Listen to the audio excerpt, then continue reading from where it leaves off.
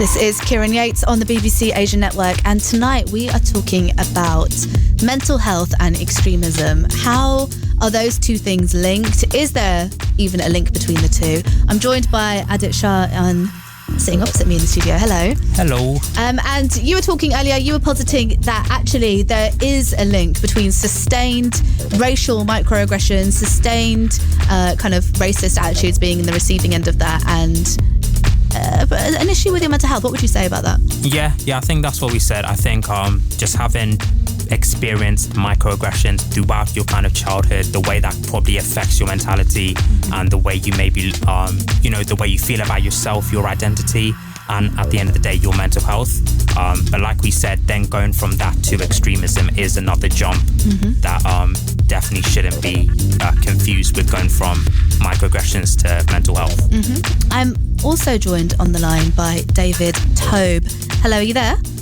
Yes, I am. How are you? I'm fine, thank you. Thank you for joining us. You're from the Quilliam Foundation, which is a London-based counter-extremism organisation. How would you very concisely describe the work that you do? Well, the work we do is a mixture between a civil action organisation and a think tank. So we come up with theories, we talk about policy, but we also engage directly with people who are at risk of extremism, and we engage in de-radicalisation work. So what from you, kind of just to kick us off, what do you think is the psychological relationship between poor mental health and extremist behaviour? Well, look, there clearly have been people who have suffered from mental disabilities, be it mental illness or learning disabilities, who've been inducted into terrorism. And I think in situations like that, where people are essentially preyed upon because they're vulnerable, we're looking not just at an extremism problem, but very often we're looking at a safeguarding problem. That is, people who are very vulnerable, who are persuaded to engage in often quite terrible acts of violence by people who are cynically using them. And a good example of that was a very sad case about 10 years ago involving a man who had learning disabilities, who was persuaded to build and take a nail bomb into a giraffe restaurant in Exeter, and he managed to injure himself very severely, was convicted of a terrorist offence, and died a couple of years ago in prison. Right. Now, clearly this was a person who was judged by a court to have the mental capacity to be responsible for what it was he'd done. But there was also another aspect to it as well, which was that he had been effectively persuaded to do it, being a person who really didn't have the mental capacity to stand up to that. So where do you sit on this? Do you think that terrorism is a mental health issue? I think that you certainly have to think about mental health when you're thinking about terrorism, but it's an area where I think you have to be very careful, because there are really two reasons. First of all, historically, repressive states have characterised political dissent as mental illness. Yep. And if you go back to the Cold War, the Soviet Union had mental hospitals that were full of political dissidents who were treated as mentally ill. And this is not just something in the dim and distant past. In China, there was a report last week in the Atlantic magazine, which indicated that China was characterizing as mentally unwell a large number of people from Chinese Muslim backgrounds, and who were being incarcerated on the basis that their religious faith constituted extremism, and that they were mentally ill and therefore needed to be treated. And the Chinese government has done a similar thing in the case of the Falun Gong. So that's one part of it. But the other part of it is that there is also a tendency to excuse terrorist crimes which are motivated by extremist ideology, by people who are sane and responsible for what they're doing, as mental illness. And I think your listeners will be very familiar with this. I mean, when you hear a horrific story about a man who has spent hours posting vitriol about women on the internet, who then drives a car into a group of women. The first thing people say is not this person was motivated by a woman-hating ideology, but that he must have been mentally ill. And you get that with jihadists as well. I mean, it's very often the case that people fix on mental health problems that a person might have had in the past as an attempt to shift the focus away from the ideology that motivated them and towards their individual mental state. I mean, I certainly take this point, this idea that we can't legitimize any crime by saying this was motivated by mental health, but there is an impact, isn't there, if we're talking in the mainstream, if the mainstream media are covering any issue, any kind of mass attack as a terrorist attack, if the person appears to be Muslim or brown. Because if mental health is not part of that conversation, the implied idea is that you're saying that something, or the media message is that there is something inherently radical about Asianness. There is something inherently extreme about Muslim identity or Hindu identity or Asian identity. So how do you safeguard from having that message sent out if you don't want to talk about mental health? Well, I think you have to just know what the facts are. I mean, when these issues come before courts, and courts have to decide whether a person is fit to plead, whether they understand what's going on in the trial, whether they are morally responsible because of their mental state for what they've done, then they are able to examine psychologists' reports. They look at the evidence in very, very great detail. It's the rush to judgment I think we have to be very careful about within sort of 24 hours of a terrorist offence, whether it be by somebody of an Asian Muslim background or somebody who is from a white nationalist background or any other background. You will always hear people who say, well, this really isn't about terrorism, it's actually about mental health, or it isn't about mental health, it's really about ideology. See, I'm not sure. I think a mixture of the two. It'd be interesting to bring Adit Shah into this now, because I think I would disagree. I would say that actually terrorists are always Muslim but never white. You know, that is the kind of idea. And I'm talking about an ideology. I'm talking about how people would read this and these attacks. The idea of a white lone wolf versus a brown terrorist. I would say that the overwhelming description is that you are a radical ideological political terrorist as opposed to a brown man who is suffering from mental health issues. What would you say, Adit? Yeah, I mean, I think it's interesting, right? Because David mentioned something about the courts and about how legally you kind of observe, the mental health of someone. But I think that what we're actually talking about isn't actually about what happens in the courts. It's about what actually happens after a terror attack, right, and how people are perceived. So as soon as there is, a terror attack that is performed by someone who looks Muslim or is a brown man, you don't just have that person who's in the media, in the spotlight. It's now every brown person or brown male that now has to walk on the street and be scared that they're probably going to be abused. That's something I've personally experienced after the Westminster attacks, being racially abused on just the train. It's one of those things that it doesn't matter if you're Muslim or you're Hindu in that point. It doesn't actually matter because you're perceived as a terrorist. So it actually doesn't matter if the media even did report about you having complex mental health issues. The fact that you're brown is enough. I think it would matter if that was the kind of narrative that was always being pushed. But I think at this point right now, one media outlet saying that it was mental health isn't going to change it straight away. But if it was to sustain it the same way that, white males are considered lone wolves or have mental health issues, then potentially over a period of time, there could be that structural change. But that's, at this point, you can't really perceive that to be true. Interesting. We are on the BBC Asia Network this evening talking about the relationship between extremist behaviour and mental health. You will be hearing more from my experts in the studio and on the phone after this. BBC Asia Network. You're listening to Kieran Yates on the BBC Asia Network, and we've been discussing the psychological road to extremism. So for young, predominantly Muslim men, young Hindu men, young people in the UK who have been tarred with the brush of terrorism in the mainstream media. Are we missing a trick by not discussing mental health in the same breath? Now, I'm joined by a panel of experts in the studio and on the line, but with me right now is David Toube, who is from the Quilliam Foundation, a London-based counter-extremism organisation. Are you there, David? I am. Hello. So, when you're talking about being from a counter-extremism organisation, are you involved in the prevent strategy? Well, I mean, we have obviously commented on the prevent strategy and we've made suggestions as to it. And some of my colleagues are engaged not in prevent work, but certainly go into prisons and talk to people who've been convicted of terrorist offences and attempt to change their mind. Because I think this is a really interesting space to unpack, because the prevent strategy, of course, is a counter-terrorism piece of kind of legislation that is rolled out in education in schools to kind of flag up any potential radical behaviour. So what are you looking for within the prevent strategy? What do you think people are looking for? Are they looking for mental health? And if not, what are they looking for when they're using the prevent strategy to flag up any extremist behaviour?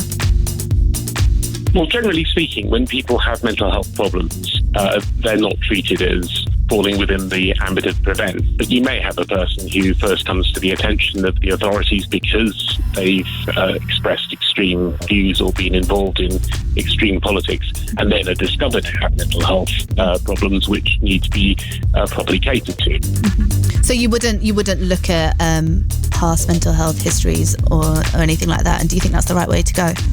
It isn't really the sort of thing that Quilliam does as an organisation. But I mean, there is an interesting question, I think, that was raised by the last speaker, which was the incredibly dangerous impact on an individual of being treated with suspicion because of the way that they look. Mm-hmm. One question I really had for him when listening to it was, why is it worse or why is it different to be judged by the way you look as a potential terrorist than to be looked at and considered to be a potentially mentally ill person? Mental illness is something which unfortunately is still treated as a matter which stigmatises people, and I do think it's wrong to treat people who are members of visible religious minorities as mentally ill. Mm-hmm. I agree with you, but I think when we're looking at one of the things that we discussed earlier was lone wolf culture, and we're looking about whether there is a double standard, which I think Adit was arguing that there is, and what is the psychological impact of that? Now, of course, just this year when we read the story of, I think it was Stephen Paddock, the Las Vegas shooter, and a lot was kind of discussed online and elsewhere because the only way that he was described in the media was as a lone wolf shooter. The word terrorist wasn't used at all. And I think many would argue that the reason for that was because he was white. So what does the impact for communities, for young white male communities versus young communities of colour who are getting a completely different message when the same thing is being carried out? What do you think about that? Well, I haven't had the time to look into that particular case, but I would bet that if I were to Google that person's name and find news reports, mm-hmm. that you would find a number of people who described what he did as terroristic, because it is inherently terroristic to go and shoot people. But the key question, I think, is, mm-hmm. do people know what the ideology is? Mm-hmm. Now, when you've got a new ideology and people aren't very familiar with it, the reaction of the public is obvious. They look for an explanation. Sometimes that explanation will be a mental health explanation because it's an easy one to reach for. Right. But a good example of the way that things are changing is, I think we're now very familiar with the incel ideology, the ideology that's extremely anti-women. Mm-hmm. And when you have somebody who commits an attack, as we saw last year, in relation to it's been clear that is essentially their ideological background. Yes. It's very easy to piece together a narrative where you could say this person clearly had an ideology. That ideology motivated, that motivation led them to commit an attack is terroristic in nature. Right, so what you're talking about is far-right ideologies there, which of course the PREVENT strategy does say on paper is that they are looking at all extremism. They're not just looking at radical behaviour in the Muslim community, they're looking at white communities. Right, not just on paper. I mean, it's a significant number of the referrals and the cases that are dealt with. That's right. I'm just going to bring Henna in at this point. Hello, Henna, are you there? Thank you. Hi. Thank you, Kieran. I was hoping you'd bring me in at this point. Yes. What do you think about what you've heard? Well, it's interesting that you made the remark that PREVENT says on paper. Now, I don't know if you've seen the news today. 5 people, including a 17-year-old boy, have been arrested on suspicion of being members of a banned far-right group. This is a group that is proscribed by the Home Office and has been known for terrorist activity and encouraging terrorism. And it's a far-right white supremacist group called National Action. These 5 people have been arrested in Birmingham and Nottingham area, so in the Midlands region, and not once has anybody turned around and said there are mental health issues here. I'm going to take you back a little bit now. What do you think about that, though? Do you think things are changing? If you just let me finish first of all, I'm going to take you back to the murder of Joe Cox by Thomas Mayer. Now, Thomas Mayer, he had mental health issues. It was known that there were issues in his past of mental health. However, he was described and he was charged under terrorism as well as murder, which is the highest punishment this country can, the highest crime that this country can punish in the legal system.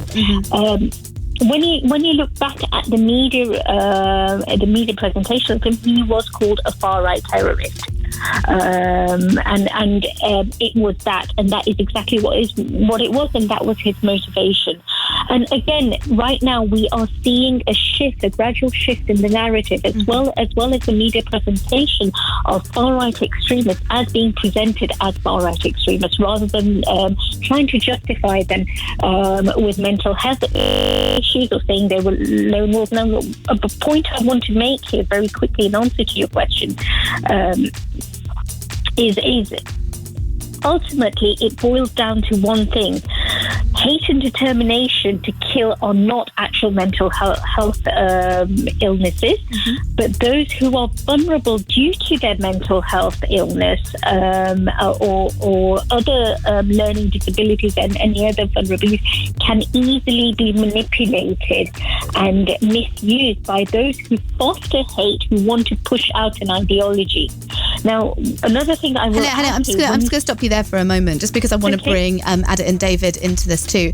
So this idea of a cultural shift, what do you think about this? Do you think that actually we are moving away from this idea that actually all terrorism is portrayed in mainstream media as being from communities of colour, namely Islam?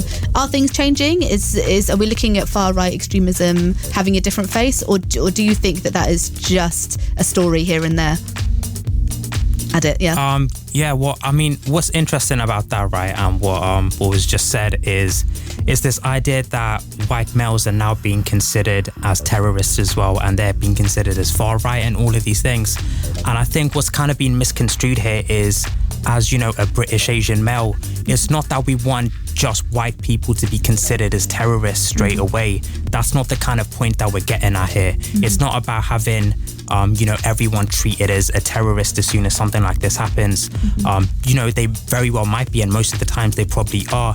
But I think maybe potentially something that is not being picked up on here is that it's also, brown males not being considered terrorists as soon as something happens. So historically it's been disproportionate. It has been, and although we might be moving towards, white males being considered in the same bracket now, as a British Asian male... Can I just come in here? Yeah, go for it. Can I just come in here? Sorry, Adam. I'm cutting in to what you were saying. I would like to say that this representation of white males as being terrorists is not recent, because PREVENT has always considered all aspects of terrorism when we're talking about the PREVENT strategy. And when it comes to the counter-terrorism strategy, the way the police tackle things, it has been considered and it has been addressed and tackled head on. I work very closely with the CTU unit here in West Midlands Police, and there is no justification made for somebody who has been radicalised by far right, or somebody who's been radicalised by Islamism or even Hindutva ideology. It is all treated in exactly the same way. In fact, most of the referrals that I've made through my organisation to Prevent when I've worked in schools have been for far-right extremism, surprisingly enough. Henna, right? Hey, I'm going to stop you just because we're running out of time, but I'm just going to let David jump in at this point, because this is an interesting possible cultural shift. But do you think there's any legs in this, David? I think the question of, your focus is on mental health and terrorism rather than the suspicion that visible minorities have. And I think the way that stories unfold really turn on the facts of particular cases. So to give the example of the murder of Joe Cox, yes, we knew two things about him. He shouted Britain first, or words along those lines. And secondly, a internet search on the man proved that he had treatment for mental health issues. And so the discussion in the immediate run-up to that, the immediate aftermath of that, was, is this man mentally ill or is he a Nazi? It then transpired, and the evidence came out a number of weeks later, that he had been in extensive correspondence with American neo-Nazis, and it became very clear that that was his key motivation. So I think the important lesson to learn from this is not to jump to conclusions, wait for the evidence to come out, and in almost all cases, trust the courts to get it right, because they have the evidence before them, they see the defendant before them, and there are medical reports which they consider. David Toube from the Quilliam Foundation, thank you so much for your insight on this, and we'll be continuing the conversation after this.